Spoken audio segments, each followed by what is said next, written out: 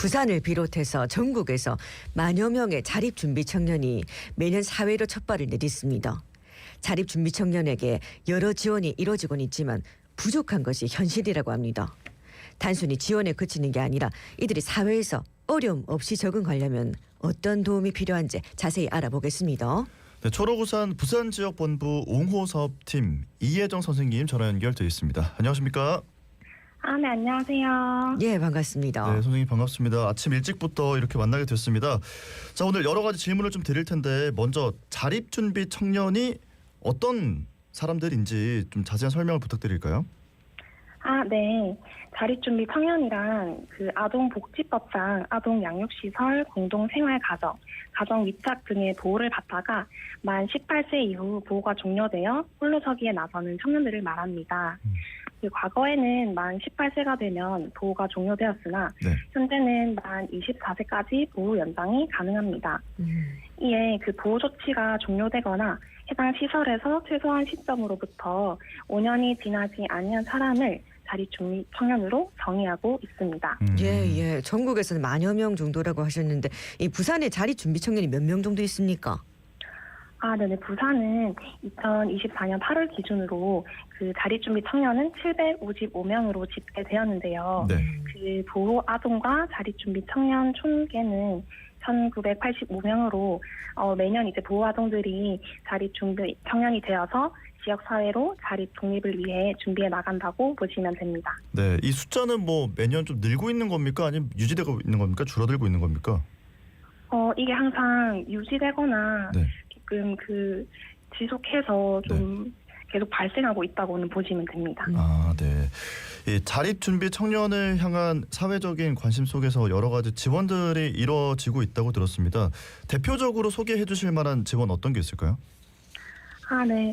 우선 일단 국가에서는 청년에게 자립 정착금이랑 자립 수당을 제공하고 있고 또한 디딤 취업 통장이라고 해서 보호아동 때 10만 원 미만 일정 금액을 저금하면 국가에서 일대이로 정부 매칭 지원금으로 적립해주는 제도도 있습니다.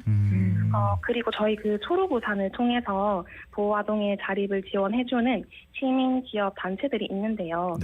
대표적으로 KRX 국민행복재단에서 자립을 앞둔 고등학생 3학년에게 연간 교육비랑 자기개발비 그리고 생활비 등을 포함한 600만 원 상당의 장학금을 제공하고 있습니다. 또한 그리고 경제적 지원 외에 자립을 위한 금융교육 그리고 진로, 정석 코칭, 다조 모임 등 프로그램도 함께 진행해 나가고 있습니다. 조금 전에 설명해 주신 게 KRX 드림날의 사업인 겁니까? 네네, 맞습니다. 네네. 혹시 지금 방송 듣고 계시는 분들 중에서 또 필요하시다면 한번 포털 사이트에 검색을 해보셔도 좋을 것 같아요. 여기서 제가 질문이 하나가 있는데 아까 보호아동이 취업통장에 10만 원 저금하면 뭔가 좀 더 도와주는 그런 게 있다고 했잖아요. 네네. 근데 보호아동들은 이 돈을 어디서 마련해서 저금을 할 수 있는 거예요? 이 디딤 취업 통장은 이제 구청에서도 안내를 받을 수 있는데요. 대부분 시설에서 미리 자립하기 전에 디딤 취업 통장을 개설해서 이제 본인이 한 5만 원을 저금하면 정부에서 한 2배로 저금을 해줘서 자립 전에 좀 돈을 차곡차곡 쌓아 나갈 수 있다고 보시면 됩니다. 예. 자립 준비 청년에게 보니까 또 시가 자립 정착금 1,000만 원 또 매달 자립 수당 50만 원을 지급한다고 하는데 사실 월세 보증금하고 또 이렇게 월세 내기가 참 빠듯하지 않을까라는 생각이 들어서 이 돈이 좀 부족하진 않을까 예? 네, 맞아요. 사실 이게 지역마다 다른데요. 이제 서울, 경기 같은 경우 1,500, 2,000만 원 정도의 자립 정착금을 주는데 이제 부산은 자립 정착금 1,000만 원이고 과거에 비해서는 좀 오른 금액이라고는 하지만 좀 적은 금액이라고 볼 수 있습니다. 사실 이제 청년들이 보호가 종료되면 스스로 집도 구해야 되고 살림도 꾸려야 되고 하지만 이제 1,000만 원이면 대부분 집을 구하는데 보증금으로 사용하거나 나머지 금액은 첫 살림을 위한 기자재를 구매하는데 사용하기도 하고 또한 일상을 영위하는데도 지속적으로 돈이 필요하기 때문에 사실 경제적 지원에 대한 필요와 요구는 항상 많은 것이 사실입니다. 자, 자립 준비 청년이 가장 필요한 지원 생활비라고 하는데요. 더불어서 사실 돈을 받는 것도 중요하지만 돈을 관리하는 기술이 정말 중요하지 않습니까? 이 부분도 좀 짚어주세요. 네, 정말 돈 관리가 중요한데요. 네. 주변에 이제 아는 사람에게 쉽게 돈을 빌려주거나 아니면 좀 애인에게 의지해서 좀 고가의 선물을 큰 돈을 소비하거나 네. 아니면 휴대폰 도박 등으로 좀 정착금을 빨리 창진해버리는 경우가 좀 아하. 종종 있어요. 예. 그래서 그 자산관리 기술은 자립 8대 영역에서도 아이들이 가장 중요한 부분이라고 손꼽은 분야인데 네. 사실 시설에서는 이제 용돈 5, 8만 원 정도의 용돈을 스스로 관리해본 경험만 있을 뿐 그 네. 이상의 돈이 주어지면 좀 어떻게 어느 한도 내에서 좀 관리해야 되는지 모르는 경향이 있습니다. 이 때문에 이제 퇴소 전에 한 1, 2년 정도 전문적으로 자산에 대한 개념과 본인의 수입 지출, 네. 소비 습관, 예금 적금 이런 통장 쪼개기와 같은 다방면으로 좀 돈 관리 기술이 필요하다고 생각해요. 네. 네네. 그래서 그 부산시와 부산광역시 보아동 자립지원센터에서도 예전에는 그 1,000만 원 자립 정착금을 일시로 제공했었는데 네. 이제 현재는 2회로 분할해서 금융교육을 필수로 들어야만 이제 자립 정착금을 제공하는 그런 미리 더 자산 관리를 계획을 세울 수 있는 네. 기회와 경험을 제공하고 있다고 보시면 됩니다. 네.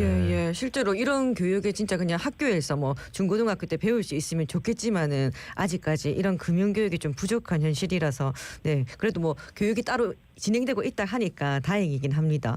그런데 자립 준비 청년의 경우에는 18세 보호가 종료가 되는데 이게 법적으로 좀 미성년자라서 문제가 생길 수 있다는 얘기가 있더라고요. 이게 어떤 얘기입니까?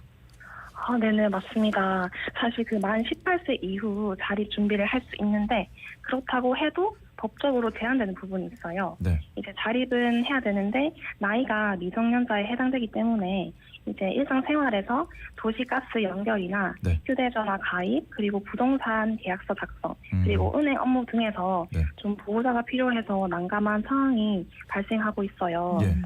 저희가 이제 봤던 한 청년도 도시가스를 이용하려고 했는데 네.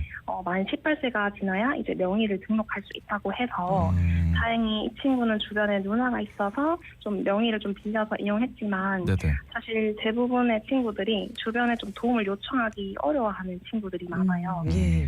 그래서 뭔가 지속해서 법적 보호자나 후견인의 지원과 역할이 필요한 경우가 많다고 보시면 됩니다. 네네. 자, 지금 뭐 이야기를 쭉 해주셨는데 계속 지켜보시면서 자립준비 청년들에게 좀 금융적인 것 외에 실질적으로 정말 필요한 지원은 어떤 걸까 이런 고민을 많이 하셨을 것 같거든요. 네네. 어떤 게 있습니까? 네, 맞습니다. 대부분 이제 경제적 지원을 생각하시는데 네. 그 외에도 좀 저는 이제 프로그램성 지원이 많이 필요하다고 생각해요. 프로그램성 지원이요? 네네. 어떤 겁니까? 자립 기술에는 그 8대 영역이라고 있는데요. 네. 그 앞서 말씀드린 자산 관리 기술뿐만 아니라 그 사회적 기술 그리고 진로 탐색 및 취업 기술, 네. 지역사회 자원 활용, 네. 그리고 일상생활 기술 등 다방면으로 세세한 지원이 필요해요. 예. 그리고 특히 좀 심리 정서 지원이 필요하다고 생각되는데요. 예. 과거 좀 상처가 많은 청년들이 많아서 좀 상대적으로 위축되어 있고 표현을 잘 하지 않고 네. 고립되는 경우가 많아서 좀 심리 정서적 지원을 강화한다거나 또 청년들끼리 이제 같은 상황을 좀 공감할 수 있으니까 네. 집단 상담이나 자조 모임을 해도 많이 도움이 될 것 같다고 생각합니다. 예. 지금 뭐 찾아보니까는 자립 준비 청년 선배와의 교류도 있고 말씀하셨던 진로 정서 코칭 이런 거에서는 전문 코치도 있다면서요? 네네. 아까 말씀해주신 저희 그 KRX 국민행복재단에서 네. 그 드림날의 사업을 진행하고 있는데요. 그 안에서도 저희가 아이들의 정서를 좀 코칭하기 위해서 그 한국코치협회 분들 전문가와 함께 1대1 진로 코칭을 진행하고 있습니다. 예. 그런 코칭 지원을 하면은 좀 아이들의 반응은 어떻습니까? 아이들이 사실 좀 정서적으로 좀 어떻게 해야 되고 좀 자신감이 없는 상황인데 네. 전문가 분들께서 조금 길의 방향성을 알려주고 좀 더 자신감을 북돋아 주어서 좀 더 스스로를 믿고 잘 나아갈 수 있도록 네. 지원을 해줍니다. 그런데 실제로 이 부산의 자립 준비 청년들이 이런 지원 제도들을 좀 잘 알고 찾아오는 편입니까? 어떻습니까? 사실 이제 자립하기 전에는 좀 이제 각 시설마다 자립 지원 전담 요원분들이 계신데 네. 그분들의 도움들을 좀 많이 받는다고 생각하시면 돼요.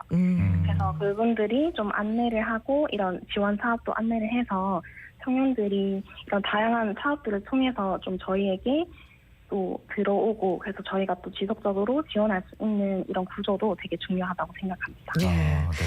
실제로 이 자립 준비 청년들도 초록 우산에서 많이들 만나 보셨을 텐데 어떤 어려움이 있다고 하던지 좀 얘기를 해주실까요? 네네. 그 청년마다 상황이 정말 다양하고요. 네.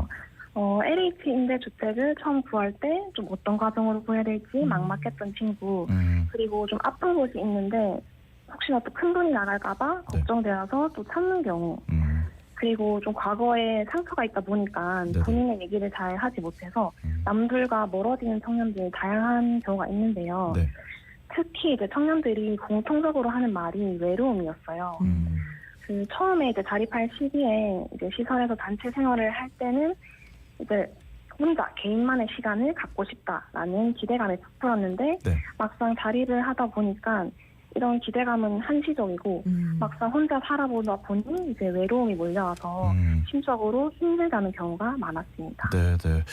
아유, 진짜 너무 고생을 많이 하고 계십니다. 오늘 말씀은 여기까지 듣고요. 보내드리도록 하겠습니다. 고맙습니다. 고맙습니다. 네, 감사합니다. 네, 지금까지 초록우산 부삭지원본부 옹호사업팀 이혜정 선생님과 이야기 나눠봤습니다. 저희 자갈찾음의 1부 이렇게 정리해두고요. 2부에 가서 먼저 기다리고 있겠습니다.